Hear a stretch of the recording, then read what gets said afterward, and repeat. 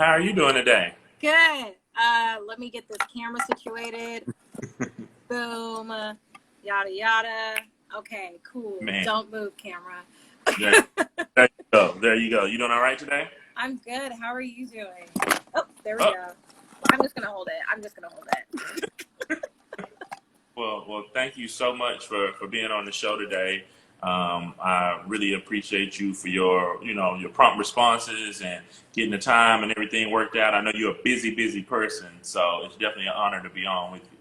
Oh, yeah, of course. Anything I can do to help the culture and help my fellow media consultants and producers out, I'm down. So Yeah, thanks so much for having me. absolutely. So, I initially found out about you on LinkedIn for the work that you did with the BET Awards, and so I was like, man, she's pretty dope. Like, I think that she would be a great guest on the show. And then, I started reaching out so we could kind of get it linked up. And then I know you've been working on some things with caffeine as well. So. Yeah. And the more that I looked you up and found out more about you, I was like, man, she's doing everything. So please, for the viewing audience who may not know who you are and what you do, can you please tell them? Yeah, hi guys. My name is Shantal Anderson. I am born and raised in Los Angeles, California, and I'm a television producer. I've kind of been in this game now for going on 11 years. I would say my 10-year mark was just 2 months ago, so I'm claiming going to 11. No, I'm not 18. I'm definitely in my 30s. People are asking. Definitely hardcore Lakers fan. Yes, I see your comments. Yeah, so I have a full-fledged production company that I created in 2016. And since then, I've been using my company and using myself for opportunities to create some of your most popular live broadcasts that you've seen on television, like the Olympics, the Oscars, the Grammys, most recently BET Awards. I've been doing BET Awards on and off for 3 years, going on 4 years. And so many other shows like Beat Shazam. God, there's so many that I've done, and sometimes it's so hard. Like, I'm trying to think of the bigger ones that stand out. I've done some I did one of Netflix's first game shows, and I'll go a little bit into game shows too. I would say my career kind of started off in big, shiny challenge game shows. I was kind of pushed to the test as a PA, and then I just kind of got adopted into the whole game show mafia world. That's what we call ourselves, because it's such a small group of people and it's such a specific niche. So I used that to kind of just work my way throughout the industry. I actually started in scripted television. I used to work as a producer's assistant with Bentley Kyle Evans, who's responsible for producing Martin, and then with his sister, the Parkers, and a lot of Black sitcoms that you're familiar with from the 90s that they're still doing today. So I started off there, and Stacy gave me a shot with, being an executive assistant at the Image Awards. And from there on, I've just kind of just been hustling. So was production something that you were always interested in, or did you kind of just fall into it? I know being from LA is kind of different because there's so many people that come to LA to kind of get the shot as opposed to, being from there. Yeah, so I started off when I was a kid. My mom was a huge stage mom. And just so you guys know what that means, it means that, just like almost every parent that lives in LA pushed their kid into like acting and singing and music. I was hardcore into music. I used to play like 3 instruments. And then I did that all the way up into high school. And then it's funny because after I graduated, I was like, I don't want to do this anymore, because I wasn't sure if I was doing it for myself or I was doing it because it was something that I was so comfortable and used to. So I kind of challenged myself when I went to college, and I was like, I'm going to be a poli-sci major because I wanted to go into political broadcasting. And then I ended up taking a journalism degree. Long story short, that died because in my 3rd year of journalism, they took us to a military base camp in like eastern part of California. Yeah. And it's actually a simulation-based camp that they use for Afghanistan and Iraq soldiers before they shipped out to Iraq and Afghanistan. And this is like still pre-Bush era. Right. It was still it was also training for a lot of journalists. So, you know, they would do simulations, like they would kidnap journalists and you had to like figure out a way to stay alive. Oh, no. They put you on the same meal plans as the soldiers. You got to see the control room and the command center. And it was just kind of like an awakening experience for me, because I was like, okay, I don't really want to do this. So I'm going to change my major. So I ended up changing my major like the last third year, and then into my fourth year, my final senior year of college, into television production. And I learned so much in my last year of my college experience, and I did my whole entire other 3 years, which is probably the scenario for most college graduates in these days. From script writing to producing and directing shorts to everything, and I just fell in love with it. Yeah. And from there, I just kind of like, I always thank my mom for pushing me, because I think I wouldn't be where I'm at today without her. And I know that's very cliche to say, because of course you thank your parents, but I feel like I have a specific story, because like typical Black parents, my mom was like, okay, you're home from college, you can't stay at home and not work. There's a studio down the street, go turn in your resume. And typical me, I'm like 21 years old. I'm like, Mom, no one walks into places and turns in their resume anymore. She was like, nah, not today. She literally physically pulled up into the studio, pushed me out the car, handed me my resume, and she was like, you're going to walk up there and give me your resume. So, of course, timid me, I'm like, okay, she has no idea what she's talking about. 3 days later, I ended up getting called to be an intern, and then I ended up being a production assistant, and then that's where it started. So I always have to thank my mom.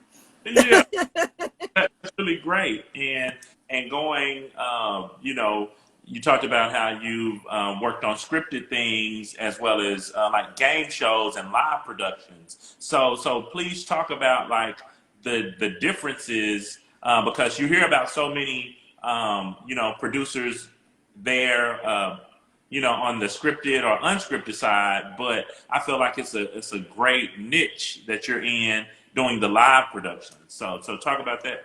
Yeah, so the main things between scripted and unscripted is, I would say, the development time, the development process. And there's actually less hands that are involved in scripted. Scripted, you have, you know, your main producer, you have your writers, your writer's room, which is where that term originated from. And then you have, you know, your cast. You have your ADs. And it's a very small niche, because you can technically really shoot a really well-produced scripted program with a crew of less than 30 people. Now, when you start to go into the live big shows, I mean, we're talking about crews from 100 to 200 people, because it's so intricate. It takes so many different hands, from your engineer to your programmer to your technical director to your audio ones, audio twos. You have producers for different things. You have a host producer. You might have like contestant producers or different guest producers. You'll have segment producers. So there's so many different hands that kind of go into unscripted shows, but that's mainly the difference. It's just the development time. I think for scripted, you know, I remember for an episode, it would take us 3 months to really dish out a first few scripts and a first few episodes. For unscripted, you get maybe a month and a half to do a full season. So, you know, it's really the time difference. The network is definitely not as hands-on in unscripted. So, for instance, in unscripted, you'll have one development exec from NBC that's overall the whole entire production. But if you were to do a scripted show in HBO, you know, you have the HBO studio head, you have the HBO executive, you have the HBO assistant. You have so many different people that are involved in making sure that one show gets to where it needs to go. Yeah, and you mentioned working with Netflix on their first kind of game show. What show was that? So it was called Awake, and it was actually one of my first experiences ever working with a network, and because I consider them a network now. It was one of my first experiences working with the studio network, where they were completely not really hands-on. There was one guy, he didn't even look like he was an executive. He looked like he was a writer, and I was like, is this the Netflix executive? And he just came in and he started writing the scripts for us. So like Netflix is probably one of the coolest Yeah. studios to work with right now because they really believe and cater to creative control for the Yeah. producers and the writers. So Netflix is overall great to work with. Yeah. James is a friend of mine. James Davis is, he and I, Love James. yeah, he and I worked together on mostly football for Complex and Yahoo Sports. So, Yeah, and James Davis, I believe, was our host for that show. yeah. So, yeah, he's great. He was awesome. Yeah, so around the time when he was shooting that, he was also shooting mostly football. So, so he would come in pretty tired at Oh times. wow, I didn't even know that. Yeah, because the concept, I guess, was to stay up 24 hours and to count the quarters and all kind of things like that, right? Yeah, and the funny part about that is that we knew the contestants had to stay up for 24 hours, but no one told the crew that we also had to stay up for 24 hours. So we were just as tired as the contestants. We were like, oh my God.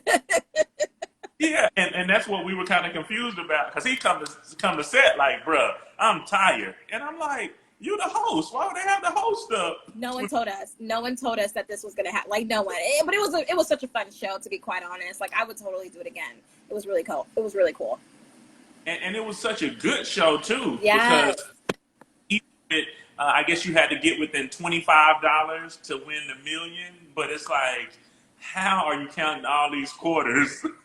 And it's insane too with how close the contestants would get to that amount. Like they would literally be 50 cents off or maybe $2 off. And I sometimes would think in my head, I was like, man, if I was in that position, I would consider myself hundreds off, because to be able to keep that awake and then stay that in tune with counting, it's insane. So I feel like they picked the right amount of contestants and the right people to really be part of that show. They were great.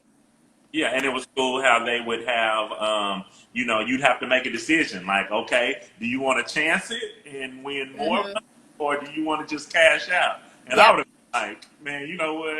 They probably got it, so I'm going to cash out a little early. Exactly. Yeah. So coming forward a little bit, you talked about starting your company in 2016. So with starting that company, were you more interested in the live show aspect, or did you kind of feel like you could do anything, whichever came, Yeah. So I really just kind of want to be an overall production company that caters to both scripted and unscripted. I would say, obviously, most of my experience the past few years have definitely been in unscripted.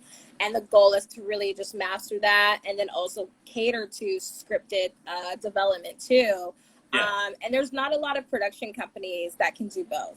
Yeah. There's a couple of people that I know that, have really done a really good job with making sure they advocate for creators that are both in the scripted and unscripted, but they don't really cater in an overall umbrella. It's always like a referral, like, oh, I know this person and let me refer you to this person.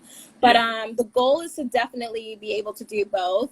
Not only do I have my production company, but I'm also working with a couple of engineers to create a new streaming platform, which is really meant to, of course, bring more diversity and awareness both on screen and off screen. And I feel like I'm the best person at the moment to do that, because I know what it feels like to be behind the screen and be the only Black person in the room.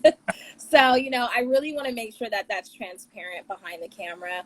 And I really want to also bring a millennial Gen Z feel to it. Nothing like TikTok, because I understand the attention span in this day and age is like 5 seconds. You have 5 seconds to get someone interested. But this is definitely going to be something fun, something that's relatable to us young folk, and definitely diverse and aware and representation of what we see in the real world. Yeah, that's really cool. So, so are you also accepting submissions, or are you kind of creating everything and all of that? Oh my God, yes, of course. Definitely always accepting submissions. I'm always down to meet new content creators. I'm always down to listen to new innovative things, because, I'm one person. I can't be in every single room and every single spot at the same time. So I always rely on the creatives out there to see where their heads are at and where they're thinking. Yeah, that's cool. And I definitely love to, to speak with you offline as well. Absolutely. Yeah, definitely. some of those opportunities. I also do a lot of work with Lamar Chase. He's a good friend of mine, and so Awesome. yeah, so we're working on a few things together and as well. So Hollywood is a small space when you really break it down and figure out who knows who. Like yesterday, I had Shayla Cohen on from Wilshire Productions. She's the chief of staff over there, and it's such a small world when you really break it down. Yeah, Uh, no, it's extremely small, but it just takes one person to get in. And so I feel if I can be that, I feel like if I meet somebody that I feel is ambitious and has a yeah, great work ethic, and the creative is always something that you can always work on. To me, work ethic is really important because as a creative, it's so easy to just be in la la land and be like, I want to do this, I have this great idea, but it's like, can you really help put it into fruition and yeah, really execute it? So, whenever I meet people that are just hungry and ambitious, I want to do everything I can to help them out. yeah, and and they always say at the end of the day, it's about execution. Yes. There's a million ideas out there, and sometimes we want to create like the craziest, largest, innovative idea, but it's like the simple ideas work when they're executed properly. Yeah, absolutely. Absolutely. Yeah, and please talk about connecting with BET. Initially, because you said you've been working on it for 3 years, and then I want to talk about where it was this year. Yeah, so let's see. The first time I worked with BET was for their pre-show red carpet Hmm. awards, and that was, I want to say, 3 or 4 years ago. It was a great experience. I was mainly responsible for flagging the talent that we saw on the carpet, Yeah, helping put up the graphics. So, like, if you saw Migos, you'd be like, okay, because most of the people in the control room aren't hip to the culture. They're right. like, who's this person? And I'm like, that's Offset. Yeah, Offset's on the left. So, making sure that the graphics and the title cards were always right. Also, I would also help create some of the packages that would roll in. So, for instance, last year I did the Twitter show for the pre-carpet, and we decided to give a Vanguard Award to Migos on the carpet because during the show they didn't really have a spot for them in the main show. yeah, So we created a package just basically of the overall highlights of what Migos did. It was like a minute and a half package. We pulled some of the clips from Viacom, and hmm, we put that together. We rolled it in, and then we had Migos come in and accept the award. We had our host present them, and it was great. It was a great moment. And we do a lot of stuff like that all the time, just really on the moment things whenever they're live. yeah, For instance, if we saw like, let's say Beyonce was coming down and we didn't have Beyonce in our rundown, but we want to yeah, try to get her to do an interview with her. yeah, We have our floor producer on the floor saying, hey, Beyonce's manager said it's okay to do an interview, and then we'll make sure that we have preset questions ready to ask. So then yeah, everything, because in live broadcast, it's like a 2-second delay, and you only have 2 seconds to get it right. right, So yeah, it's a lot of different things. So I did that job for the past 2-3 years with BT. Then this year, everything was digital. Everything was virtual. It was you would think it would be easier, but it was actually one of the hardest live shows I've ever done. yeah, And it was interesting. I would say I barely got sleep. It was incredibly difficult. Excuse me, sorry. It was incredibly difficult to deal with the last minute changes because half the crew was in the East Coast and then yeah, half the crew was in the West Coast. And I was on the West Coast. But man, we really pulled it off just overall creative wise, overall package wise. And this year was really important and special because of the Black Lives Matter movement. And we yeah, just wanted to really amplify all Black voices. We wanted to talk about the Black excellence that we do in previous award shows too. But this year was just so important. And yeah. we wanted to just make sure that we really amplified our culture because we felt like all eyes were on us this year. So, and I feel like we pulled it off with a bang. So it was just really cool to be a part of. Yeah, it was amazing. It was a great show, and the other thing that I really liked about it was the fact that it just wasn't, artists just performing to be performing.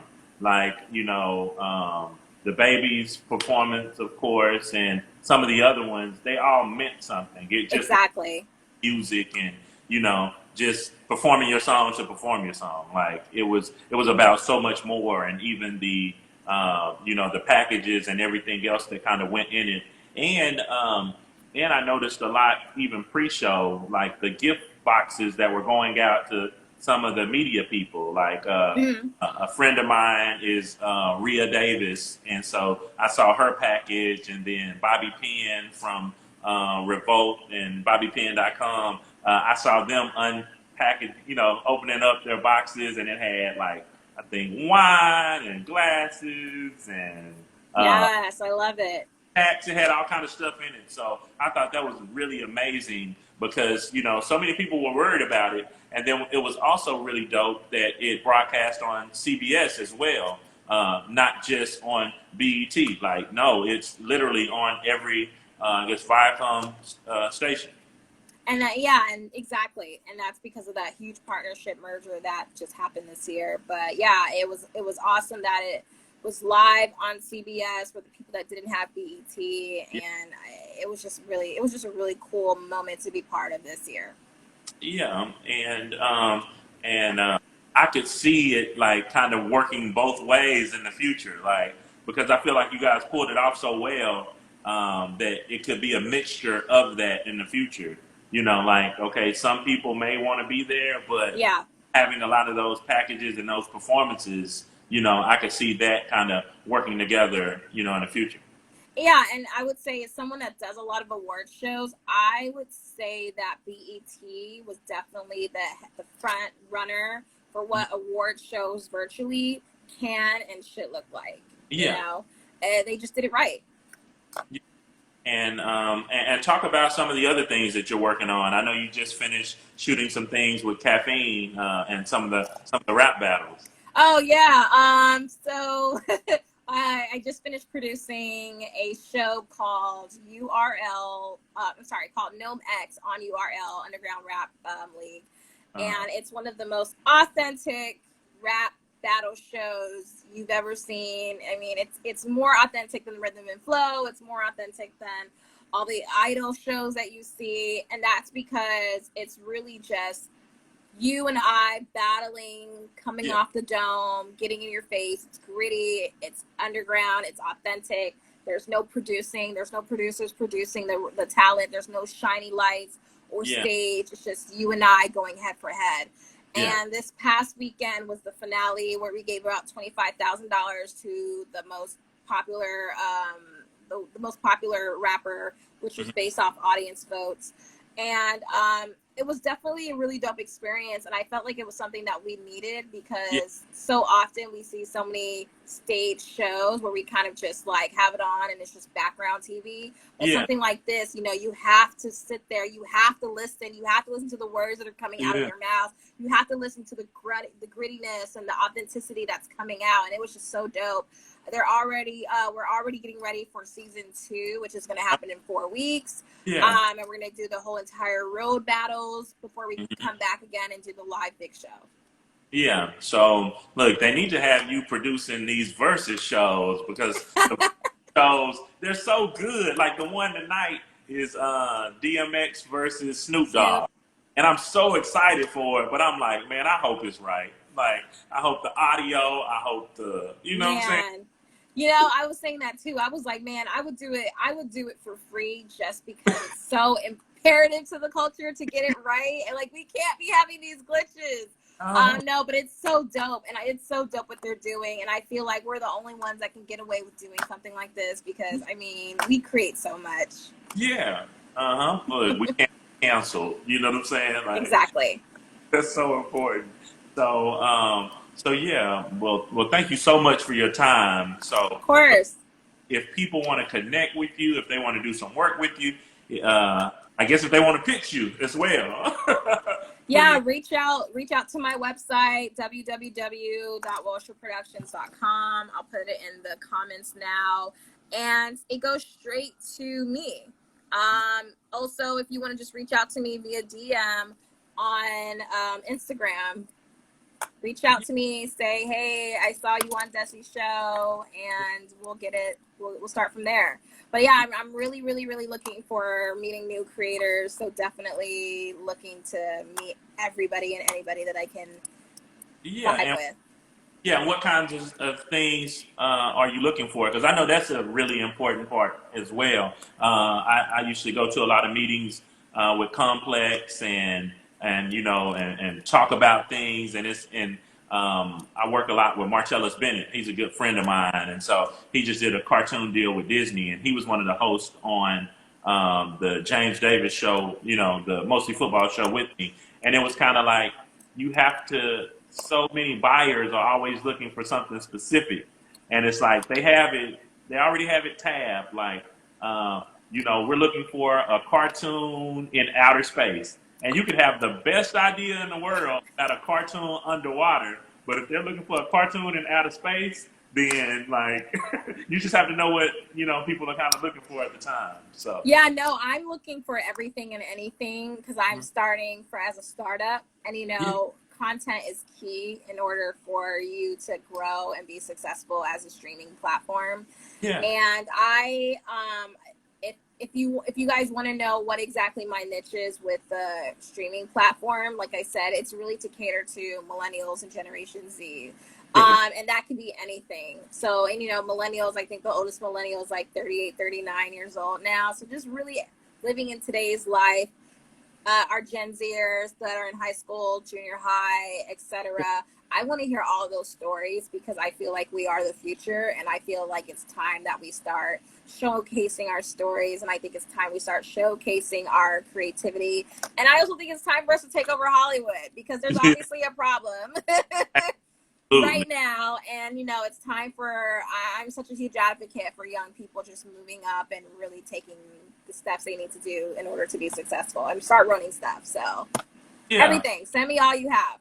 Okay, and I'll personally be sending you a couple of decks on some shows that are that I'm connected to as well. So awesome. Well, yeah, send it over. Yeah, well, thank you so much for being on the show today. Feel free to, if you have to promote anything that's coming up, you want to give any shout outs, feel free to do so now. Anything that's coming up. So let's see. We have a couple of things in the works. The first thing I want to say is definitely subscribe to Caffeine. Like I said, our season 2 starting in 4 weeks. So if you are an aspiring battle rapper, check it out. Make sure you send in your audition tape so we can get you into the road, and we'll go from there. Other than that, that's it. And another thing about Caffeine was, I guess Drake. I think Drake is involved in it, and so that was kind of the first I had heard of Caffeine.